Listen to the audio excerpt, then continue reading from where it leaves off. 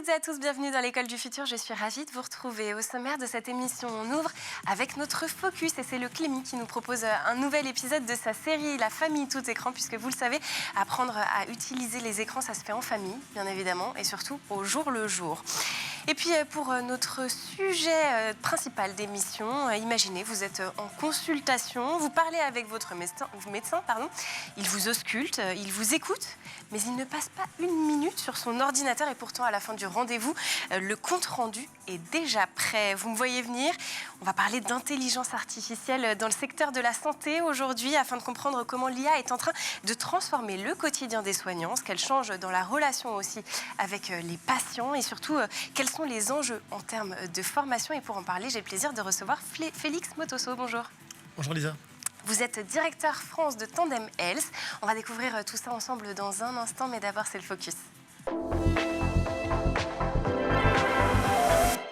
Réseaux sociaux, devoirs en ligne, jeux vidéo, les écrans s'invitent partout à la maison. Alors pour apprendre à garder le contrôle, le Clémy vous propose un nouvel épisode de sa série La famille tout écran. Je vous laisse en profiter, on se retrouve tout de suite après.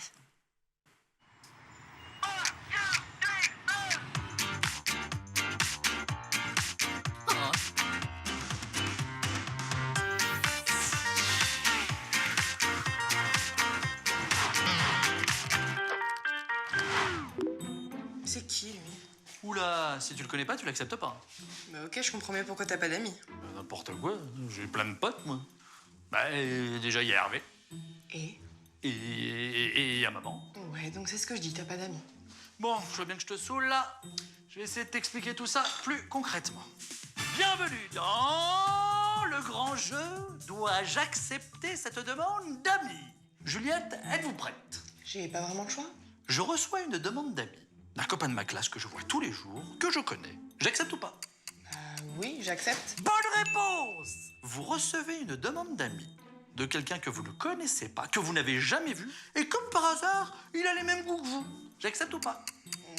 Non, je refuse. Bonne réponse! Attention, dernière question.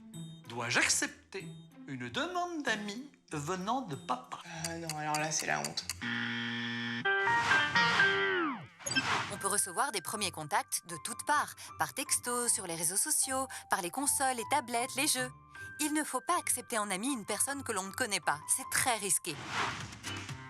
Papa, arrête de m'envoyer des invitations. Allez, sois sympa, accepte-moi. J'ai que 2 amis. Médecin, formation, sage-femme, dentiste, chirurgien, infirmier, la liste est longue, mais a priori, lorsque l'on embrasse l'une de ces professions, c'est pour être au contact des autres et pour les soigner. Et pourtant, certaines études ont estimé le temps alloué aux tâches logistiques et administratives chez les soignants à 25% de leur temps de travail. C'est donc pour leur redonner de la latitude que certains se sont saisis de l'IA. Objectif, gagner du temps et surtout améliorer la relation avec les patients. Et je ne vous en dis pas plus puisqu'on en parle tout de suite dans le talk. Et avec moi en plateau aujourd'hui, j'ai le plaisir de recevoir Félix Motosso. Vous êtes donc directeur France de Tandem Health. Alors, on va parler d'intelligence artificielle dans le secteur médical ensemble, Félix, avec votre solution Tandem Health, bien évidemment. Des outils qui, comme finalement dans beaucoup de secteurs, promettent de faire gagner du temps. Mais alors, concrètement, dans le secteur médical, aujourd'hui, qu'est-ce qui prend le plus de temps aux soignants qui pourrait être délégué à l'IA ?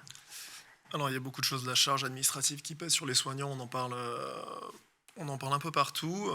On a plusieurs problématiques auxquelles on s'attaque. La première, ça va être le compte-rendu médical et la documentation. Compte-rendu médical, courrier d'adressage qu'on va s'envoyer entre professionnels de santé. D'un marché à l'autre, d'une spécialité à l'autre, ça peut prendre, ce que vous avez peut-être dit en intro, jusqu'à 2 heures par jour par professionnel de santé. Et ça, c'est un temps qui est significatif. Hein. C'est peut-être 2 heures de moins qu'on ne passe pas à soigner des patients dans un contexte actuel où on a de moins en moins de temps médical et des besoins qui augmentent, vieillissement de la population, maladies chroniques, etc. Et donc, c'est la première problématique à laquelle on s'attaque. Et ensuite, il y a d'autres problématiques qu'on peut régler par l'IA, mais on pourra en parler un petit peu après, je pense. Ce temps, finalement, quand on est patient, quand on n'est pas dans la profession, on le sous-estime totalement. Effectivement, on n'imagine pas qu'un soignant peut passer jusqu'à 2 heures par jour à faire autre chose que soigner des patients. Ça s'articule comment dans une journée? C'est-à-dire que ça va être entre les rendez-vous ou est-ce que ça va être finalement des petites heures supplémentaires qu'on va devoir faire le matin, le soir et qui pèsent aussi sur la fatigue? Ouais, un peu les deux. On on ramène un peu de travail à la maison, on part un peu plus tard, du cabinet ou de l'hôpital. Ça a évidemment des impacts en termes juste de charge dans l'absolu, mais sur la charge mentale aussi qui pèse sur les soignants. Quand on sait qu'un médecin a 50% de faire un burn-out, ou on a déjà fait dans sa carrière, c'est absolument colossal, et c'est un impact direct de l'admin, pas uniquement de l'admin, mais en partie de l'admin qui pèse sur eux. Alors, cette charge administrative, vous estimez qu'elle éloigne aussi quelque part les soignants du cœur de leur mission, ou est-ce que ça fait quelque part aussi partie intégrante du métier, c'est-à-dire que quand on se lance dans ces études, on se dit, il y aura une part d'administratif? Ouais, et je pense qu'on a eu l'occasion peut-être de l'expérimenter en tant que patient. Ça vous est certainement arrivé d'être chez votre médecin et d'attendre qu'il finisse de taper votre phrase sur son compte-rendu. Et pendant ce temps, peut-être qu'on perd un peu le fil des idées, ou peut-être qu'on perd un peu ce qu'on a comme pathologie à lui partager. Et quand on a peut-être des choses un peu sérieuses, c'est difficile d'être coupé dans la relation avec un écran qui s'interpose. Et c'est des témoignages qu'on a beaucoup aussi de médecins et de professionnels de santé qui nous expliquaient, pour les plus expérimentés, que quand ils ont commencé, donc peut-être qu'il y a 20 ou 30 ans, il n'y avait pas autant d'ordinateurs, il n'y avait pas cet écran qui était entre le patient et couper la relation. Donc c'est quelque chose aujourd'hui qui est vraiment très impactant, tant sur la charge administrative dont on a parlé, mais sur la relation et l'interaction avec le patient, absolument. Et d'ailleurs, sur cette relation, alors je ne sais pas s'il existe des études, ou peut-être que vous avez eu des retours terrain, mais est-ce que ça pèse peut-être justement plus aux médecins ou plus aux patients ? Les deux, alors il y a des études là-dessus. On en a publié une l'été dernier sur l'impact de l'IA, les attentes de l'IA en santé. Et on était assez agréablement surpris de constater que, évidemment, les attentes des médecins étaient extrêmement élevées. Je crois que 90% des médecins attendent une amélioration des conditions de travail avec l'intelligence artificielle, mais qu'on avait un chiffre qui était quasiment équivalent, si je ne dis pas de bêtises, ça devait être 86% des patients qui avaient les mêmes attentes. Et je pense que c'est parce que l'IA est rentrée dans les mœurs, mais c'est parce qu'on voit des premiers bénéfices concrets aussi dans l'impact d'une consultation assistée par l'IA. On retrouve la relation. On a des médecins et des patients qui me disent, c'est la première fois qu'on se regarde dans les yeux. Enfin, ça veut tout dire, quoi. Et c'est marrant parce qu'en même temps, c'est un secteur qui est extrêmement sensible, et pourtant, ça a l'air d'être l'un des secteurs qui, visiblement, est le plus réceptif à l'arrivée de l'intelligence artificielle. Parce que nous, on en parle régulièrement ici. Par exemple, dans l'éducation, il y a encore beaucoup d'enseignants qui craignent l'arrivée de l'IA, mais là, vous avez plutôt des retours complètement différents. Ouais, je pense que les mentalités changent. Je pense qu'on n'est pas forcément en avance non plus en France par rapport à d'autres marchés. Je ne vais pas forcément parler des US, on en parle beaucoup, mais peut-être même par rapport au Royaume-Uni ou à la Scandinavie, où l'adoption de l'IA est un peu en avance, en particulier en santé. Et effectivement, on a, je dirais, au niveau du grand public, une prise de conscience que ça existe, et au niveau peut-être un peu plus de l'industrie ou de la mise en application en santé, un peu de retard aujourd'hui à l'utilisation de ces outils. Bon, alors j'ai récemment lu dans une étude de l'administration hospitalière, sur l'administration hospitalière, l'auteur utilisait un terme qui m'a fait un petit peu sourire. En même temps, il n'est pas si drôle que ça, c'est celui de millefeuille administratif. Comment est-ce qu'on en est arrivé là, à avoir autant de choses à remplir ? Alors, la réponse, je vais essayer de la faire courte parce qu'elle pourrait être très longue, mais on s'est retrouvé, et c'est très propre à l'Europe et à la France, mais pas que, à avoir des logiciels. L'arrivée de l'ordinateur, donc qu'on peut dater peut-être qu'il y a une trentaine d'années dans l'application au bureau des professionnels de santé, des secrétaires médicaux, a ajouté des logiciels sur des logiciels qui sont pas forcément bien connectés entre eux. On parle de l'interopérabilité qui est une énorme problématique. Ils se parlent jamais, tous ces logiciels. Ils sont construits les uns sur les autres. Et à côté de ça, l'Europe est connue pour avoir une demande en termes de réglementation très élevée. Ce qui est une bonne chose par certains aspects, mais ces logiciels-là passent beaucoup de temps à juste développer une mise en conformité et pas forcément travailler sur l'expérience utilisateur. Et donc vous avez un peu les conséquences de ces éléments-là qui font qu'on a des logiciels qui ont un look and feel qu'on a perçu des années 90 et qui évoluent pas, et qui évoluent pour faire plaisir aux régulateurs, mais pas forcément pour écouter les besoins de l'utilisateur. Bon, alors cette étude, elle parlait spécifiquement de l'hôpital, elle en décortiquait l'administration, mais est-ce que c'est aussi vrai dans le privé que dans le public, ce millefeuille administratif ? Ouais, le constat est partagé. Les outils sont sensiblement les mêmes, les organisations sont sensiblement les mêmes.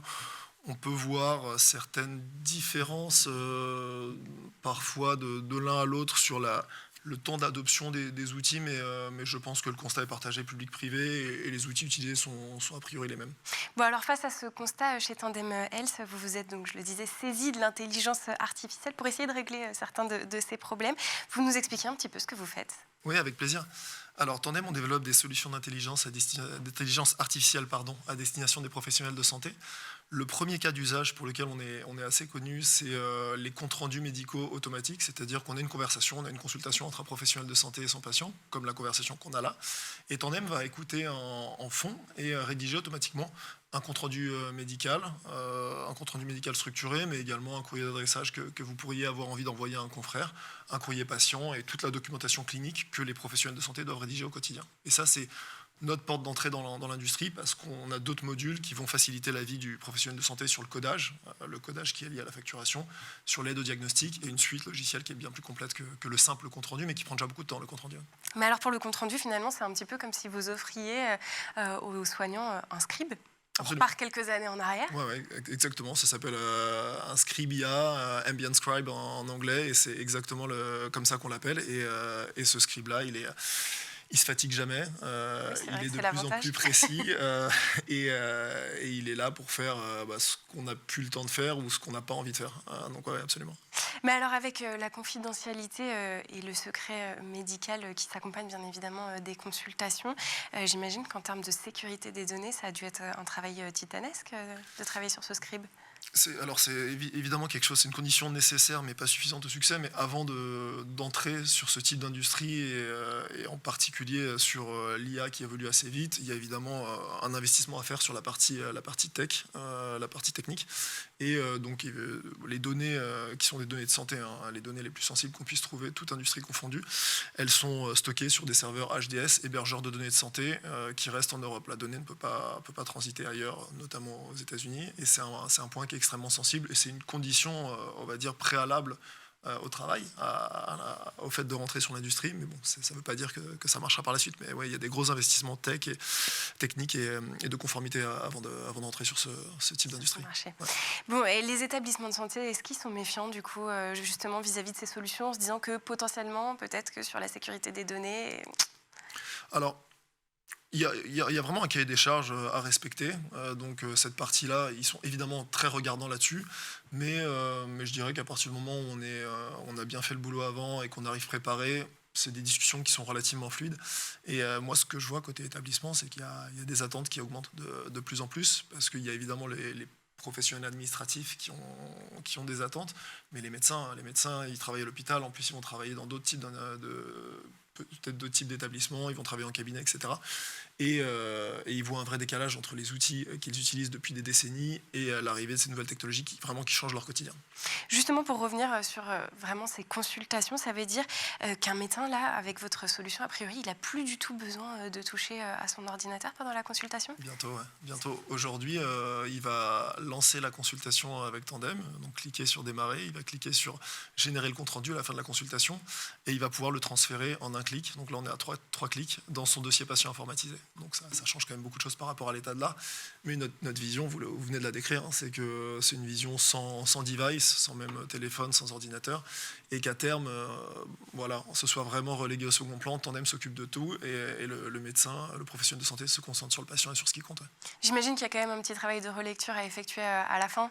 Bien sûr. C'est recommandé. J'ai un peu schématisé, mais c'est de l'intelligence artificielle à validation humaine. Donc, une fois qu'il a cliqué sur son compte-rendu et qu'il apparaît, il lui appartient de le relire, de le modifier éventuellement, mais de relire que toutes les informations soient conformes avant de le transférer dans son dossier patient. Absolument. Et justement, côté fiabilité, l'IA, elle a tendance à saisir les bonnes données, parce que ça aussi, c'est important dans un secteur où finalement, la moindre erreur, elle peut être catastrophique. Alors, est-ce que, selon les retours terrain que vous avez eus, c'est plutôt efficient ?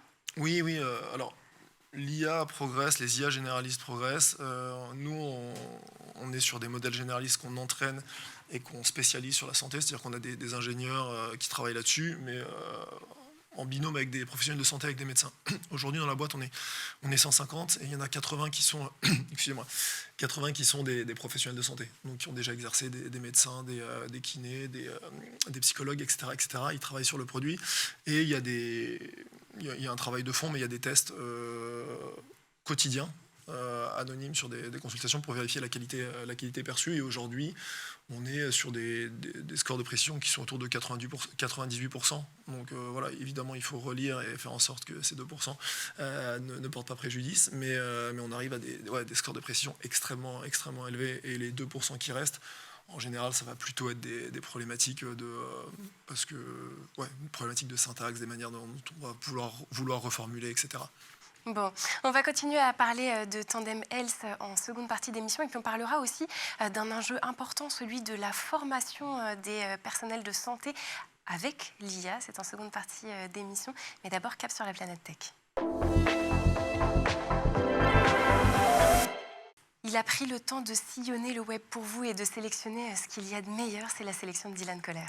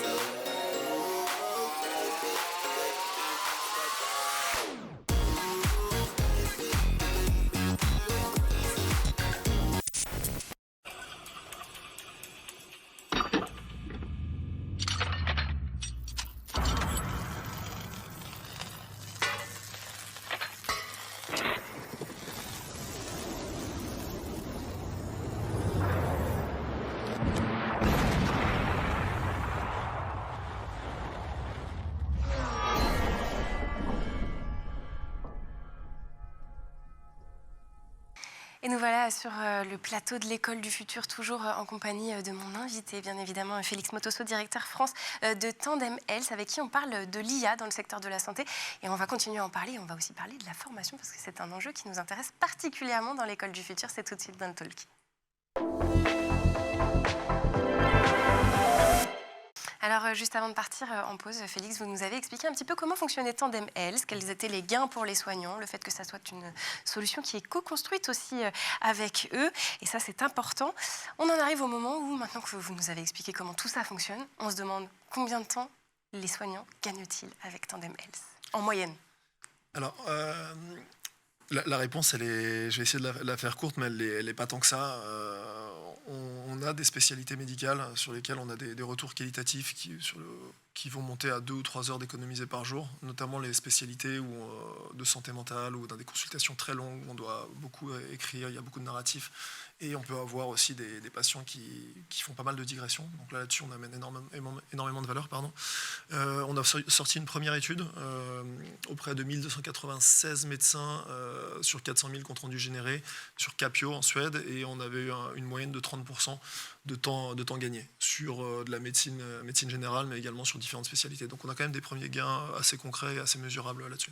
Et puis votre étude, elle a aussi montré qu'au-delà du temps, il y a aussi un gain en termes de bien-être, c'est-à-dire moins de stress pour les soignants, plus de présence, on l'a dit, pendant les consultations. Finalement, tout le monde est gagnant. Ouais, moi alors je pense que c'est important de travailler sur l'efficience des organisations, mais les gains dont on parle là, c'est probablement les plus importants. Quand on sait qu'un médecin en France a fait ou a 50% de chances de faire un burn-out au cours de sa carrière, ouais, améliorer ses conditions de travail et diminuer sa charge mentale, c'est clé. Et ça, c'est un impact immédiat. Même chose pour la relation patient dont on parlait tout à l'heure. On a des patients qui redécouvrent une relation avec leur professionnel de santé. Et le dernier bénéfice qu'on mesure encore assez mal aujourd'hui, c'est l'impact sur la qualité médicale. Parce qu'on a aujourd'hui des dossiers patients qui sont assez peu remplis, faute de temps et à cause d'outils probablement pas optimisés. Et avec ce type de technologie, on va avoir une quasi-exhaustivité du remplissage du dossier patient. Et quand on sait, on en parlait tout à l'heure, mais qu'on a des patients de plus en plus complexes, avec des maladies chroniques, qui vont vivre plus vieux, mais avec pas mal de pathologies à suivre au long cours, avoir une qualité médicale qui s'améliore, un dossier patient bien rempli, ça va être clé dans le futur. Donc je pense qu'on a des gains derrière qui sont hyper excitants.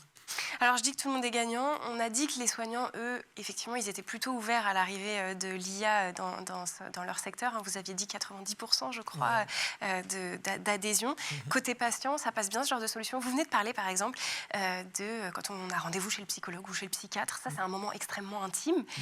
Peut-être qu'il y en a quand même certains qui craignent un petit peu l'idée d'être écoutés par une IA. Je pensais un peu la même chose. Et en réalité, on parlait tout à l'heure des attentes des patients qui sont assez élevées sur l'IA en santé. Mais leur accueil de ces technologies est extrêmement positif. On recommande à tous nos professionnels de santé d'informer les patients. C'est pas une obligation légale, mais on pense que c'est bien de le faire par souci de transparence. Donc, on va faire une consultation aujourd'hui qui va être assistée par mon IA Tandem ou par mon IA tout court, parce qu'on n'a pas besoin de faire du placement de produits systématiquement. Moi, depuis que je suis en France, donc on a quand même plusieurs milliers de professionnels de santé qui l'utilisent. On n'a pas eu un retour patient. Ça ne veut pas dire que ça va pas venir, hein, mais ça veut dire que je pense que l'IA est en train de rentrer dans les mœurs du grand public, que c'est à peu près clair aussi ce qu'on va en faire et quels vont être les bénéfices, et que les attentes et l'acceptation sont plutôt OK aujourd'hui par rapport à ce qu'on pouvait penser il y a quelques années. Et puis encore une fois, je pense que les patients ont aussi la capacité de comprendre les gains, effectivement, avec l'intelligence artificielle. Je vous propose de dézoomer un petit peu maintenant et de reparler de l'IA de manière générale. Toujours selon vos chiffres, 66% donc, des soignants sont favorables à l'IA, en tout cas selon vos derniers chiffres, mais seulement 6% sont formés. Comment est-ce qu'on explique ce décalage ? Je pense qu'on l'explique de différentes manières. On est en France, je pense que c'est une étude française à laquelle vous faites référence. On n'est pas le pays qui adopte l'innovation le plus rapidement, que ce soit en santé ou même ailleurs, hein, si on dézoome. Donc ça va être une première explication. Et si on va regarder la formation en particulier, la formation des soignants, on va dire que c'est c'est une verticale qui évolue peut-être pas toujours aussi rapidement que le monde. Et on peut le voir sur la manière dont les soignants sont excellemment bien formés en France en particulier sur la partie médicale, mais peut-être un peu moins sur des thématiques administratives, même sur les langues. Il n'y a pas trop de formation en langue. Et sur la technologie, moi je l'ai vu, je bossais dans la téléconsultation avant, je bosse dans l'IA aujourd'hui, c'est encore des disciplines qui n'apparaissent pas au programme tronc commun des spécialités des soignants. Donc je pense que ça s'explique aussi comme ça. C'est en train de changer, c'est quand même en train de changer, et ça va changer à mon avis très rapidement parce que l'usage est toujours plus fort que tout et l'usage arrive. Oui, finalement, vous avez un petit peu anticipé la question que j'allais vous poser, qui était est-ce que la France, on a une culture trop frileuse vis-à-vis justement des technologies, ou est-ce que vous êtes plutôt optimiste? Mais je crois que la réponse, c'est que vous êtes quand même assez optimiste à ce sujet. Ouais, je suis optimiste de nature, mais ce que je vois aussi, c'est que ce qui est une bonne chose, on a des attentes et on a besoin toujours de bien comprendre ce qu'on va faire, parfois de légiférer un peu trop avant d'utiliser. C'est un biais français qui existe, mais ce qui est pas systématiquement une mauvaise chose, parce que une fois qu'on a bien compris ce dont on parlait en l'occurrence et on va dire qu'on valide ce type d'usage, le déploiement peut être un peu plus rapide. Et encore une fois, on voit quand même que l'usage et que les soignants au quotidien sont très friands de ce type de technologie. Ils les utilisent déjà, parfois même un peu en avance de phase sur le régulateur, ce qui est pas plus mal, parce que ça oblige aussi le régulateur à mettre les bouchées doubles. Exactement. Et je pense que ce type d'innovation l'application va se déployer assez rapidement et qu'on va rattraper ce retard qu'on peut avoir sur certains voisins nordiques ou anglo-saxons. Bon, alors, il y a la question de la formation continue, mais vous l'avez dit aussi, il y a la question de former les jeunes dès le début à ces outils en école. Et c'est d'ailleurs l'une des raisons pour lesquelles vous avez lancé, vous, un partenariat avec une école à Lyon, Isostéo Lyon. En quoi est-ce qu'il consiste ce partenariat ?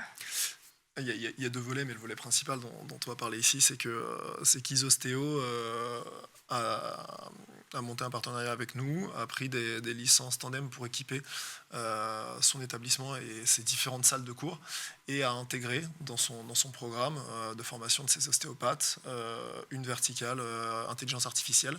Et si hier, ils faisaient des consultations d'ostéopathie qu'ils simulaient normalement, ou en tout cas peut-être à l'ancienne désormais, aujourd'hui, elles intègrent l'IA et donc dans le programme de formation, ils font des consultations assistées avec l'intelligence artificielle, avec Tandem. Et ensuite, le deuxième volet, il est un peu plus mercantile, mais c'est qu'on leur offre, c'est peut-être pas le bon terme, mais ils ont une offre spéciale pour les ostéopathes diplômés pour s'équiper de Tandem en cabinet et donc continuer, poursuivre ce qui a été appris en école dans leur pratique quotidienne. Bon, on en arrive quasiment à la fin de cette émission. Et comme on est dans l'école du futur, nous, en général, on aime bien se projeter.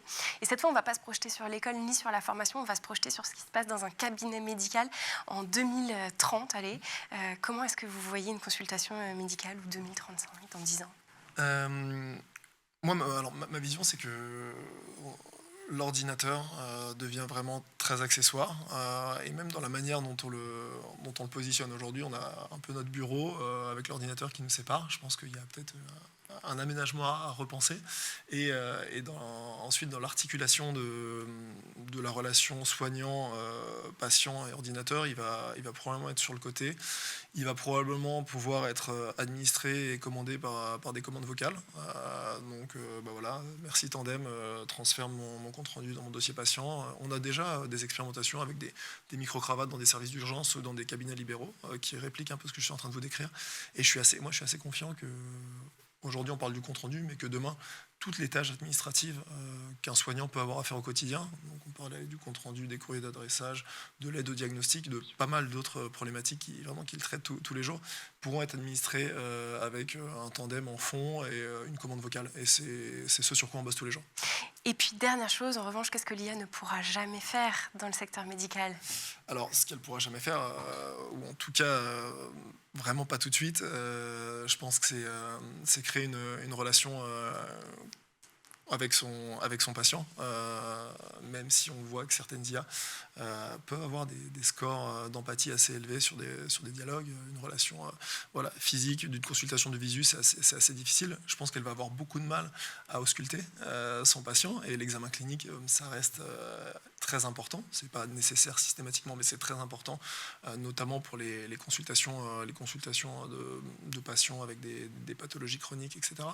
Et je pense que si on se projette un peu, l'IA pourra peut-être traiter des cas relativement simples et laisser plus de temps aux professionnels de santé pour traiter les vrais cas. C'est-à-dire que moi, je vois mon médecin généraliste pour une rhino, je vois à peu près de quoi il en retourne. Il n'y a pas forcément besoin de prendre 15 minutes de mon médecin généraliste qui bosse de 8 à 22 tous les jours.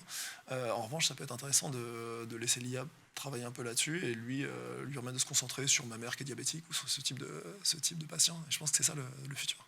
Bon, écoutez, ça sera le mot de la fin. Et puis surtout, ça nous permet de rappeler qu'encore une fois, l'IA ne nous remplace pas, elle nous augmente ou alors nous dégage du temps. Merci beaucoup, Félix Motoso, d'avoir été avec nous.